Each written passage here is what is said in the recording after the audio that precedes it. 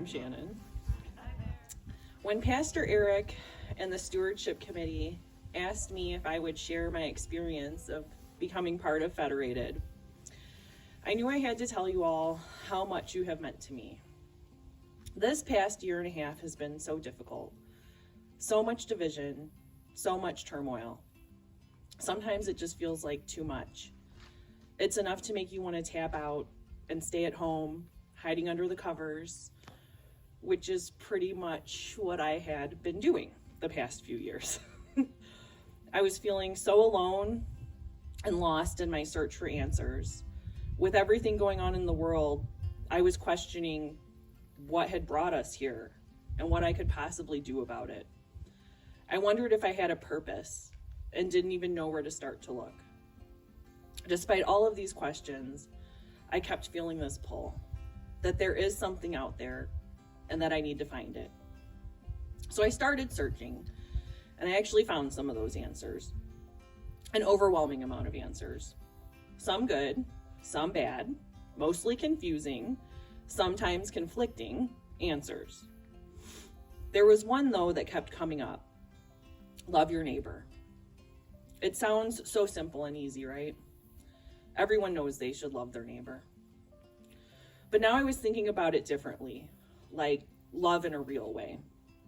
Not staying at home, turning into a troll, loving your neighbors from behind your curtains, like really love your neighbor. In order to love your neighbor, you have to know your neighbor. You have to see them.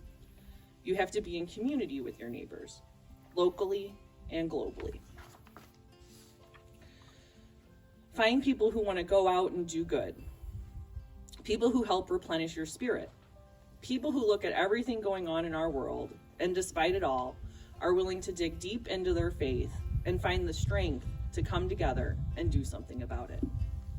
Find those people and let them encourage and inspire you to go out and do the work. Do it together. Well, I really didn't know how to find these people. I know there are people in our community and around the globe doing hard and meaningful work, but many people in my life just seem to be really mad and want to lay blame everywhere. Or they wanted to pretend that everything is fine and questioned why I cared at all. Neither of which would work for me. I'm angry, but I know that anger itself will not sustain me, and that pretending everything is fine, well, that's obviously not true. Now, I have to admit, I haven't ever been religious, and I must confess, I didn't think a Christian church would ever be a place for me. I have so many questions, so many doubts. So many of the Christians I have encountered were telling me that I just had to believe in Jesus and worry more about what comes after this life. They didn't really like that I'm not all that concerned with heaven. It's this life and the people on this earth right now that I'm worried about. I didn't feel like I'd ever be accepted. When I first met Pastor Eric, I told him most of this. And to my surprise, his response was something like, "That's great. You are welcome here." And that's when I knew I wanted to meet the people of this church. And I'm glad I did, because when I'm here with all of you, I can't deny that I feel God. And that's why I keep coming, to find out what that might mean, what that might lead to, what more I can learn, and who I might become if I keep opening myself up to this encounter. This past year, I joined this community for a book discussion on the difficult topic of racism in America and Jesus' own crucifixion and faith. We've crocheted at Prayer Shawl and had dinner together at Ladies' Night Out.